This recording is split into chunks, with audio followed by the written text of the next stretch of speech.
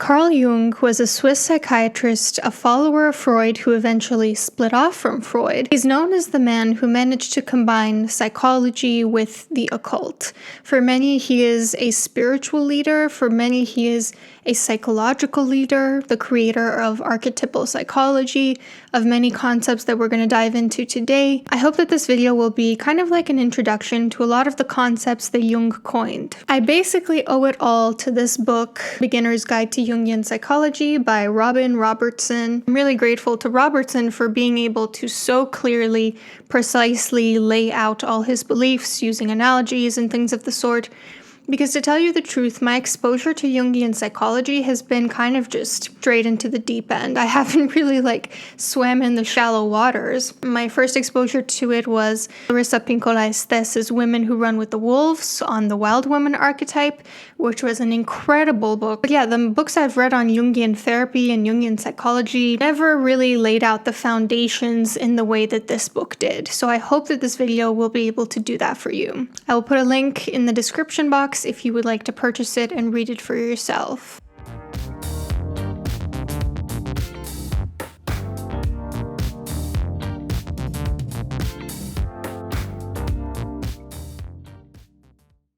Hi, I'm Anna. I am a doctoral intern of clinical psychology. Today we're going to be talking about Jungian psychology. Before I get started, I just want to state the obvious. I know Jung's teachings are at this point about a century old. They're not the most up-to-date, they're not the most evidence-based, honestly not the most evidence-testable. And so I don't mean to sound like this is how modern therapy works. Personally, I do not use Jungian psychotherapy. I use modern techniques like CBT, DBT. What I'm trying to say is I'm going to present to you Jung's concepts, but don't take this to mean that they are scientific fact. Don't take this to mean that this is what I or all therapists believe. This is just what one man 100 years ago thought. And as you'll see, I think you'll notice that he had a lot of really creative and novel concepts, but obviously some of them were not all correct. And also, yeah, this book is a little bit outdated. I think it's from the 80s or 90s. There are some parts that are indubitably not fresh with the times. I think I've made you wait enough, so let's just get straight into it. Let's start with the parts of the psyche according to Jung. The psyche is what Jung referred to as the totality of all our psychological processes. What is in our mind, our brain, everything that we use in order to exist psychologically. Within the psyche, obviously, there is the tip of the iceberg, which is the conscious mind. At any given point, there is a very, very small percentage of experience that makes it into the conscious mind. For example, when I'm talking to you right now, I'm not thinking about how my hands are gesticulating or how I'm holding up the microphone or how there's a plane outside. Well, now I'm thinking about all those things because I've just brought them to my consciousness, but at any given moment, there is a wealth of things that is in the unconscious, that is submerged within the water, in the unconscious mind, so to speak. The unconscious is anything that is not readily accessible, which is most of what we process at any given moment, the underwater portion of the iceberg. Underwater, there is the personal unconscious. That's what Jung called it. Freud simply called it the unconscious, an individual's parts of the psyche that are not readily accessible, that are not in the conscious awareness. Jung distinguished between personal unconscious and collective unconscious, the latter of which is not belonging solely to the individual. The collective unconscious is a collection of images and patterns in the unconscious that are not acquired through our individual experiences, but which are transmitted to us essentially through all of humanity, through our ancestors that connect us all. Things like archetypes, mythology, symbols. The collective unconscious is sort of the deep sea where the lower parts of the iceberg exist. Robertson uses the analogy of the brain as a TV set. He says, obviously, if you were to take someone from the 18th century and put them in front of a TV, they would take it very literally. They would say, there's this box, and it has these little tiny people who are dancing inside or whatever, if you can imagine, like a variety show on the TV. And it just so happens that in every single home, there is a tiny box just like it, shows exactly the same programming, all these tiny little miniature people dancing on their screens all simultaneously for some reason. It would be very difficult for a person in that situation to grasp that actually the TV is a collection of sounds and images coming from a distant location, carried on invisible waves that everyone experiences simultaneously. That person from the 17th century, they would think you're crazy. But when you put it that way, is it that crazy to think about the collective unconscious in a similar way? Robertson says, each of us carries much of the record of our evolutionary history within the structure of our bodies. I don't think many people argue against the idea that humans have instincts. We have things that we inherited from our ancestors which are passed down to us, which inform the way that we behave and think and emote. So is the idea of the collective unconscious that we would have other sorts of things like images and archetypes transmitted from our ancestors as well really that far-fetched? Another analogy for the collective unconscious is thinking about it as imaginary mathematical numbers. And I'm just going to say, I'm definitely not a mathematician, so I'm sure someone else can describe this better than me. And if you are a mathematician, I encourage you to do so in the comments down below. But here's what Robertson has to say about it. He talks about how these imaginary numbers started to pop up in mathematicians' calculations. And initially, when imaginary numbers showed up as the solution for equations, mathematicians ignored them as impossible. Gradually, they began to use them and even developed a symbol system for their use, but they still condemned them as imaginary. Still, they were willing to combine so-called real numbers and imaginary numbers into complex numbers, or transcendent functions as Jung described them. Compare this to the concept of the collective unconscious. Initially, psychologists preferred to ignore such a possibility. As collective archetypes kept cropping up in dreams, many psychologists began using interpretations which depended on knowledge of archetypal history such as mythology, but they still insisted that they were just discussing metaphors. Jung argued that it was time to acknowledge the reality of such a transcendent function. In order to do so, we need to extend our frame of reference from the linear frame of consciousness to the plane which includes both consciousness and the unconscious. So that's a little bit about the collective unconscious, which understandably is a big component of Jungian therapy. In that water where the iceberg is found, there's also something called a complex. Jung referred to basically just feelings, images, memories clustered around a single concept. So for example, the concept of mother, so that they form a whole in a person's mind. Like when I tell you mother, an image forms in your head. And then an archetype is an unconscious image of the instincts themselves. The analogy Robertson uses here is that an archetype is like a riverbed. It forms over the course of thousands of years. At first, it's just the water taking the path of least resistance. And then over time, as more and more water starts to go down that route, it gets deeper, it gets more ingrained, it gets less likely that water is going to go anywhere else.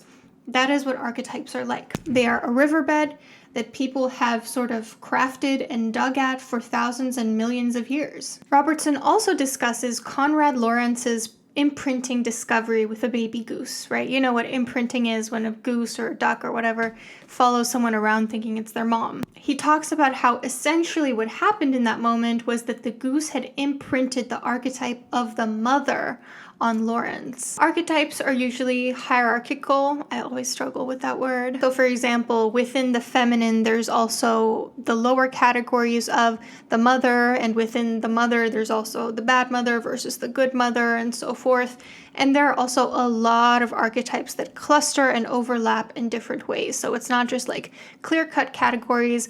Obviously, we have to categorize them in some way if we are to discuss them and make meaning of them. Those are essentially arbitrary because there are no discrete categories amongst them like that. Now might be a good moment to talk about dreams, because dreams are essentially a bridge between the conscious and the unconscious mind. Dreams are a liminal space, betwixt and between, like a beach, like a crossroad, like an intersection, like a sunset. They are that point where it's neither conscious nor fully unconscious. Dreams help us make use of unconscious information to better function consciously. Now, I have a video on dreams and dream interpretation, and I will say that this is one theory of dreams. There are other theories, such as dreams are just meant to consolidate memory, which are less psychodynamic in their approach. But I'm going to use a metaphor that personally helps me understand what dreams function for. Dreams are like going fishing. So if we think about, again, What's above the water is conscious, what's under the water is unconscious. You're going in, you're wading into the water. Let's say the water comes up to your knees. Part of you is unconscious, part of you is conscious. You're in that liminal space betwixt and between. You're fishing things out of the water. You're fishing unconscious content to bring it to the surface for when you are out of the water to use. Certain things during the day might reveal unconscious matter that you can then go fish. So if there's like a wave or a big ripple that reveals a big fish under there, then when you go underwater to fish, when you're essentially dreaming, you are able to grab that fish and make sense of it and use it in your day-to-day conscious life. All mammals dream, especially the younger they are, because they have more to learn. And when people are deprived of sleep, they have almost psychotic-like hallucinations because their unconscious is begging them to come out. It's basically overflowing. They need to have dreams, and if they can't have dreams while asleep, what is a hallucination if not a dream while you're awake? Robertson says the dreams center on emotional accuracy, not physical accuracy, and it is because of this that they feel so real and we're able to learn from those experiences as if they were real. And dreams use symbols and metaphors to get the point across, so I encourage people when they're trying to interpret a dream that they have to ask themselves, what sort of associations do you have with certain symbols? So for example, I recently had a dream that I was being chased down a highway by a black panther. And I was thinking, okay, no one in my life reminds me of a black panther in terms of like physical attributes. I don't know anyone with like short, silky black hair who is like muscular and svelte and all that. But when you think about the associations that one has with a black panther, you think about someone being stealthy, very fast, a predator, feminine in some ways, yet also very strong. When I put it that way and I really looked at all the things I associate with the Black Panther, it suddenly became very clear to me. It's like, oh, I know exactly who this is about. I know exactly who from my life this reminds me of. Moving on to mythology. You may have heard of good old Freud's Oedipal complex. Freud was so convinced that everyone had the exact same path in life as he did, so he basically took his development, which I guess involved wanting to have his mother romantically, and said, this applies to all boys at age 4. Cool, bro, maybe you should keep that to yourself. What Jung thought was most interesting about Freud's Oedipal complex was his use of mythology and how universally ingrained in us it is. He treated a woman with schizophrenia whose fantasies repeated ancient mythology that she had never even heard before. Gods and goddesses are archetypes. I touched on this in my Divine Femininity and Masculinity video. Robertson points out that in this day and age, celebrities are our god archetypes. They are the ones who we project the sort of superhuman trait onto, because that's what deities are in any given culture. They're a specific trait associated with a superhuman creature. So for example, Aphrodite was associated with beauty predominantly. Mars was associated with masculine strength. So I think what we project onto celebrities says a lot about us, probably more about us than it does about them. And of course, another part of mythology is the use of symbols. Jung argued that numbers are the most primitive archetype of order and therefore the bridge between the outer and inner world. I don't know what to make of this, but I think it's interesting because a lot of people put a lot of weight into numbers and sort of synchronicities in between, like seeing certain numbers and what messages they mean to them.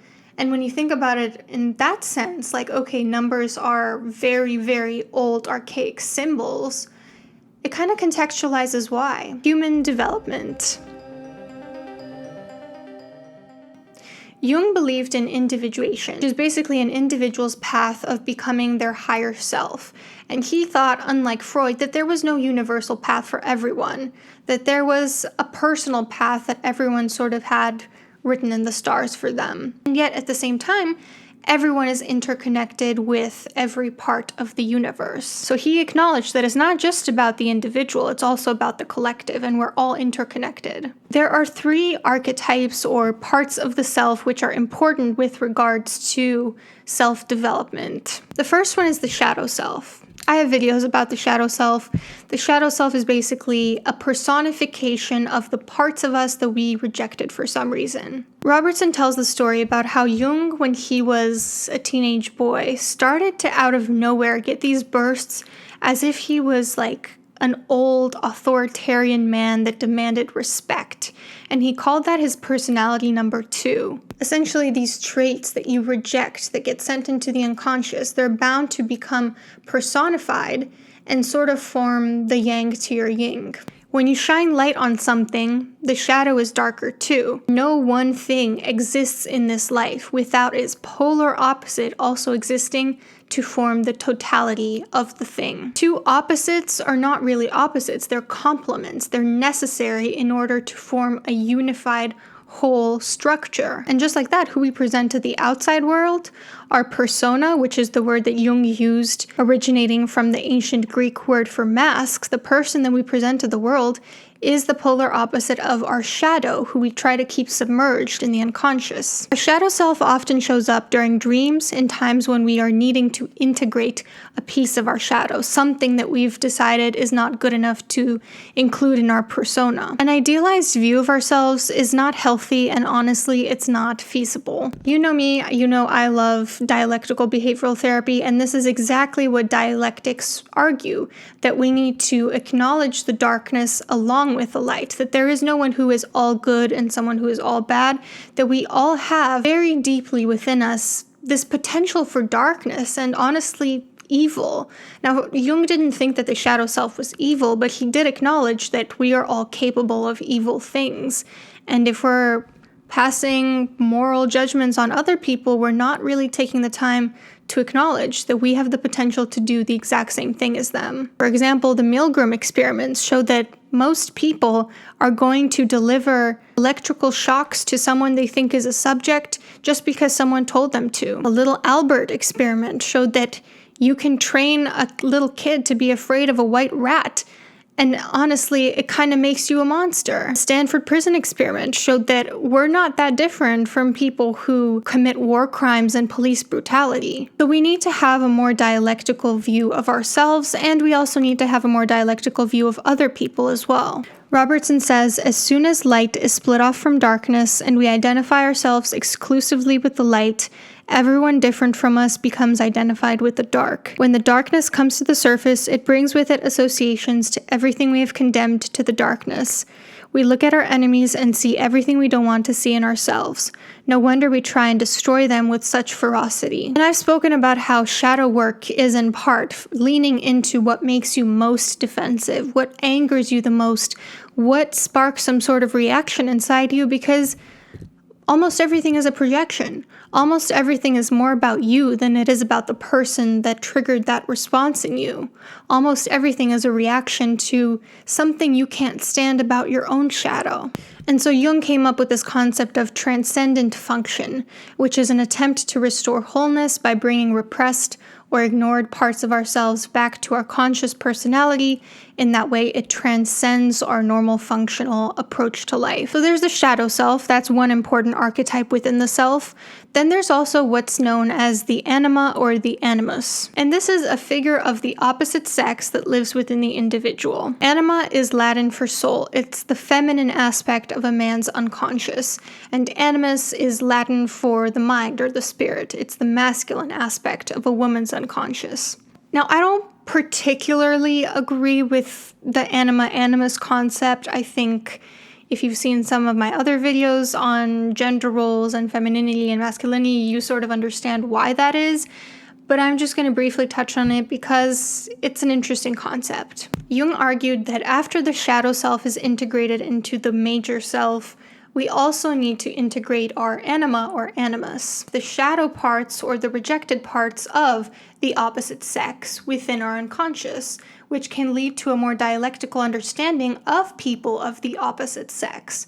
So, for example, if you are someone who has an aversion to being seen as masculine because it's very important for you to be perceived as feminine, Jung would probably argue that you need to integrate your animus.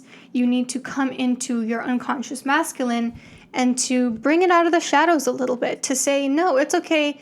I'm going to not shave today because I don't care if it's unfeminine, or I'm going to be assertive in that meeting because I deserve to stand up for myself even if people say I'm being a bitch. It's this yin and yang approach again. But yin and yang are not opposites. They complement each other. Remember, they cause the totality of an experience, and they also exist within each other. There's no point in trying to say I am completely female, I am completely masculine, when in reality, both of them exist within all of us. And the last major archetype is the self. This is the archetype of wholeness and transcendence, also called the higher self. But not the higher self in the way that a lot of pop culture people use it these days. It's not an idealized version of yourself. It's not like someone who has no issues, who always does the perfect thing, who always does everything that serves their best interests. The higher self is our potential, exactly where we could be at any given point in time. Jung called the self the God within. He also believed that mandalas were a really great representation of the self. He said that in its most rudimentary form, the self shows up as a geometric symbol, as a mandala, as a bunch of concentric circles, as a square within a circle. Because the mandala in Buddhism, if you've ever seen one, is usually a subject for meditation for the person making it in order to get closer to the divine. And also, after they create this beautiful mandala made of sand, you know what they do with it? They send it to the wind. They throw it into streams to represent the ephemeral nature of even our own existence. Jung noticed that mandalas often appeared in people's dreams or spontaneous drawings when order was being restored to the psyche. And when I first heard this, I suddenly remembered when I was a teenager, I used to make a lot of mandalas. It was really random. There was no particular reason for it. It was just kind of my go-to drawing. And I wonder if that is because for a lot of people, adolescence is a period of integrating the psyche. Robertson says this ideal self is the center around which both our conscious ego and our unconscious shadow revolve in perfect balance. When our conscious personality moves too far from that ideal, a compensating shadow figure forms in the unconscious. When our conscious personality comes closer to that ideal, so does the shadow. This transcendent function literally transcends both conscious and unconscious. But Robertson warns that there's also something called the mana personality, which comes before we reach our higher self. The mana is a word that comes from the Melanese people, which refers to a being full of occult and bewitching magical knowledge. It's kind of like when someone is getting very close to being a spiritual guru, and they get that initial ego boost of thinking they are the holder of secret knowledge, and they just take it too far. They lose sight of the point why it's even important to have spiritual knowledge. It becomes all about their ego, their power, their identity being worshipped by other people, rather than realizing it's important to be humble. When they first try to digest it, they puff up and they think they've become the holder of secret knowledge far beyond the ken of normal men and women. In Jungian terms, they become inflated, filled with mana that doesn't belong to them. Unfortunately, many people never get past the stage of the mana personality. They take on the mantle of the magician or the witch, the guru or sage, the wise man or the sorceress.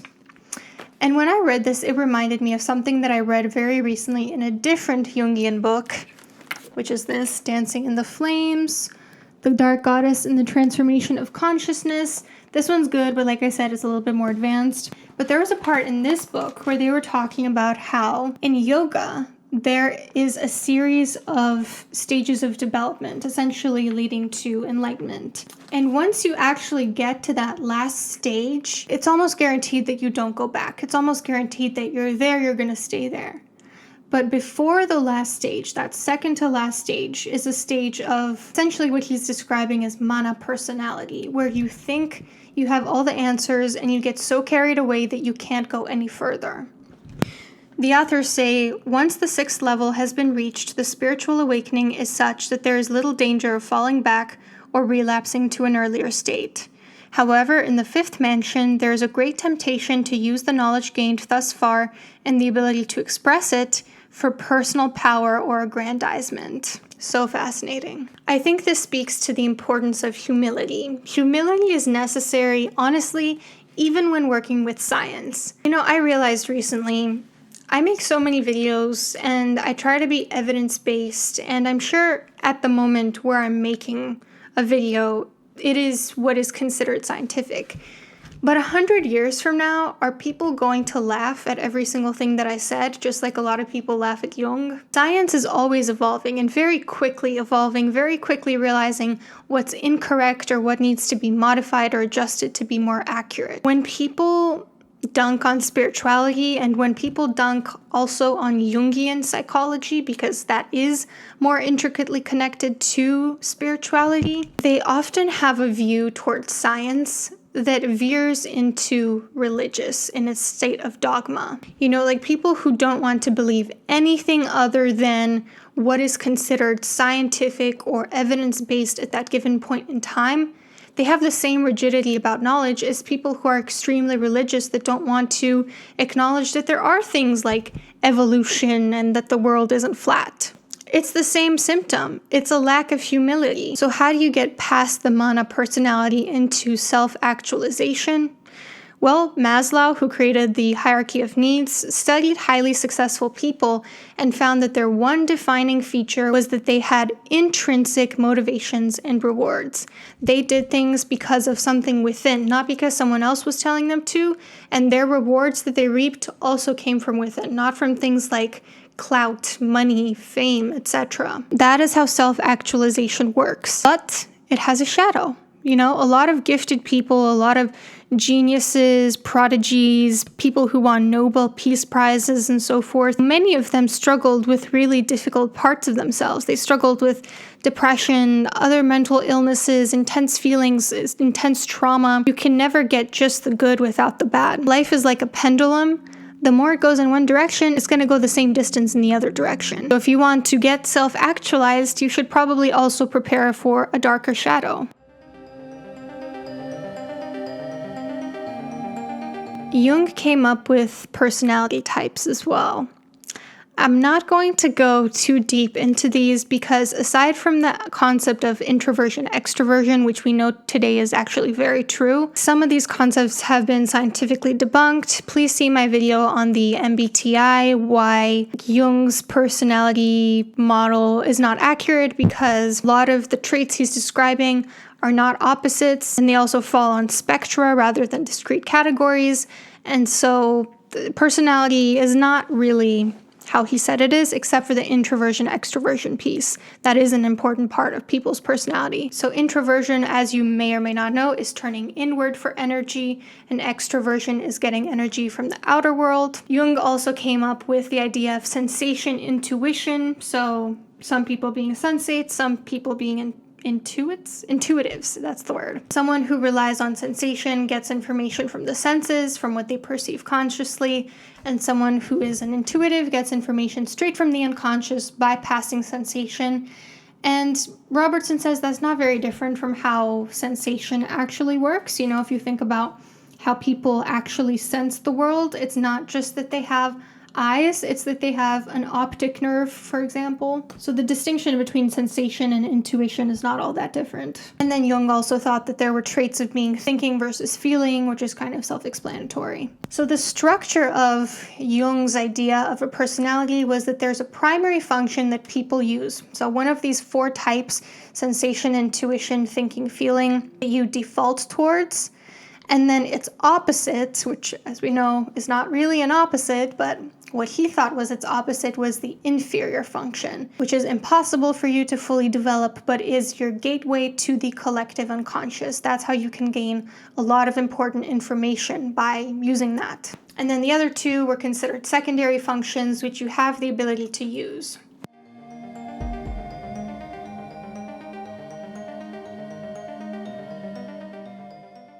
And then lastly, there's the idea of synchronicity, which Robertson didn't talk about too much in his book, but don't worry, I ordered like 3 other books on this, so I might make a subsequent video on it. Synchronicity is what Jung referred to as things that seem like coincidences, but they're not. They're acausal, but they are connections between events and people. Haven't you ever thought about someone that you hadn't thought about in a really long time, and all of a sudden they reach out to you out of the blue? Because I've experienced that. Haven't you ever come upon a book that gave you some sort of knowledge that you really needed to hear in that moment, but you didn't even know it? All of these are examples of synchronicities that happen in life. And it's starting to be entertained more by scientists now that there's increasing support for Bell's theorem in physics, which says that some atomic particles are connected in an acausal fashion even when they're widely separated in space, which is kind of the same concept as synchronicity. This was a longer video than I hoped it would be, but I really hope that this was clear and interesting to you. The more I learn about Carl Jung, the more I want to learn, and so I hope that this had kind of a similar effect on you. If this is your type of video and channel, I hope you decide to stay. I invite you to hit like and subscribe, and I'll see you soon.